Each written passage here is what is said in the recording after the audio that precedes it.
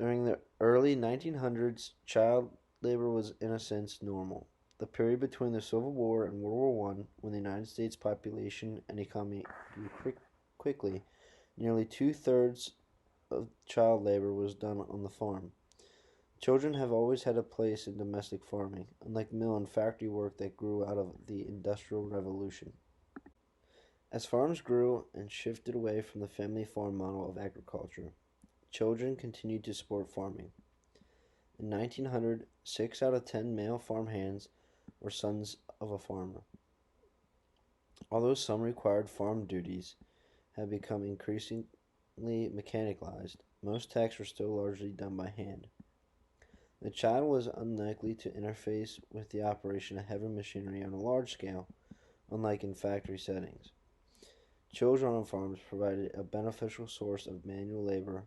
As one farmer remarked, every boy born into a farm family was worth $1,000. In most cases, children would not go to school. Instead, they would work on their family farms to help their families. In the South, children from the age of 6 or 7 were expected to help the family work the land.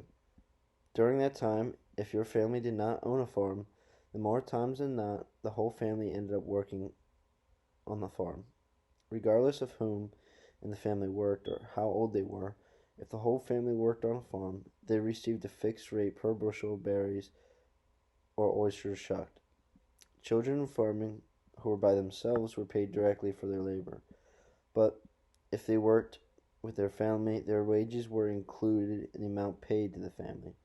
This system made the head of the household responsible for oversight of all the laborers in the family and allowed the father only to deal with a minimum number of subcontractors. Children, sometimes as young as 3 years old, could be found hauling berries. One review of the ages of the child cranberry pickers in New Jersey in 1910 found that most children were between 8 and 10 years old. These children accounted for as much as an estimated one-third of the entire harvest. More broadly, one-fourth of those employed under the age of 16 in agriculture were under 10 years of age. Children working on farms were often paid very little. The work that they were doing was mostly labor, picking fruits and vegetables. They were often overworked and worked in poor conditions. If the families moved to an urban area, the child labor did not stop there, and it continued to factories. Children were often preferred because owners viewed them as more manageable, cheaper, and less likely to strike. Child labor began to decline in the 1920s. As the labor and reform movements grew and labor standards in general began improving, increasing the political power of working people and other social reformers to demand legislation regulating child labor. Union organizing and child labor reform were often intertwined. Incumbent initiatives were conducted by organizations led by working women and middle-class consumers, such as state consumers' leagues and Working Women's Society. The National Child Labor Committee in 1904, which shared goals of challenging child labor, including through anti-sweatshop campaigns and labeling programs. The National Child Labor Committee's work to end child labor was combined with the efforts to provide free education for all children.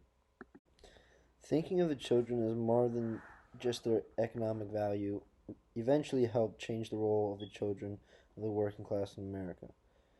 In combination with a greater awareness of the exploitative practices of some employers, this change in thinking helped propel reform efforts that in time led to the end of widespread child labor in the United States. However, reformers faced a long uphill battle against employers, parents, and the legal system in securing a nationwide reform. The legal system, primarily the Constitution, had the limited scope of powers granted to the federal government, provided to be a primary challenge reform. Finally, in 1938, the Fair Labor Standards Act was set in, and federal standards for child labor had ended.